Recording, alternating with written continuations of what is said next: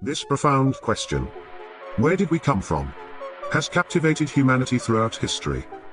From ancient creation myths to modern scientific theories, humans have long sought to understand the origins of our universe. The opening verses of the book of Genesis provide one of the most well-known and influential creation narratives.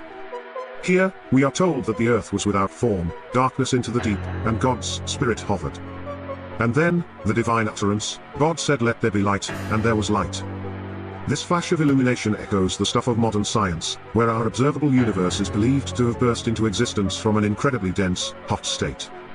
Just as the Bible describes God separating the light from the darkness, forming the sky and dividing the waters, modern cosmology suggests our cosmos expanded and cooled, transitioning from a state of pure energy into the structures of planets, stars, and galaxies that we see today. Of course, the Genesis account is not intended as a scientific treatise, but rather a profound theological narrative about the origins of all that exists. It speaks to humanity's innate desire to understand our place in the grand scheme of creation, to find meaning and purpose in the world around us. The opening of Genesis invites us to ponder the mystery and majesty of our beginnings. And God continued to create, God commanding the waters to gather into one place, causing dry land to appear.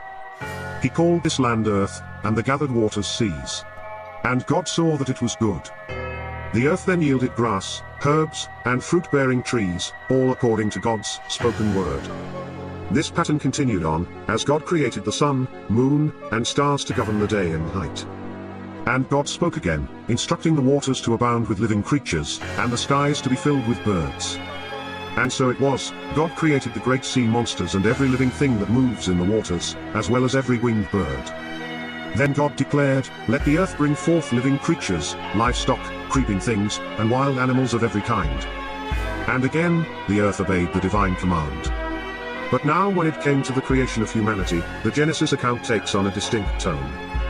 God said, "Let us make man in our image, after our likeness." Here, the Creator took a more personal, hands-on approach.